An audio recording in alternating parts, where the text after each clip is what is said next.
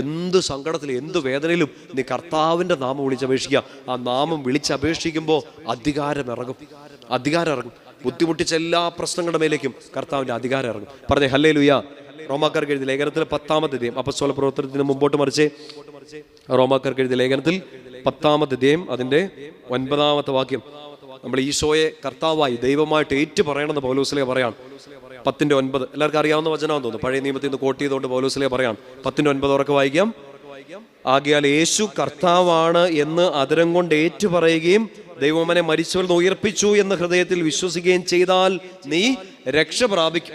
വലിയൊരു തിയോളജിയാണ് പൗലോസ്ലീഹയുടെ. ആ വലിയ തിയോളജിയെ നമ്മൾ വളരെ സിമ്പിളാക്കി എടുത്താൽ ഇപ്പം നമ്മൾ കടന്നു പോകുന്ന ഒരു ആത്മീയ ഇരുട്ട്, ഒരു ഭൗതികമായൊരു പ്രശ്നം, ഒരു സൊല്യൂഷൻ പൗലോസ്ലീഹ പറയാണ്. നീ രക്ഷപ്പെടും, നീ രക്ഷ പ്രാപിക്കും, നിന്റെ ആത്മാവ് രക്ഷപ്പെടും, നീ നിത്യജീവൻ ലഭിക്കും.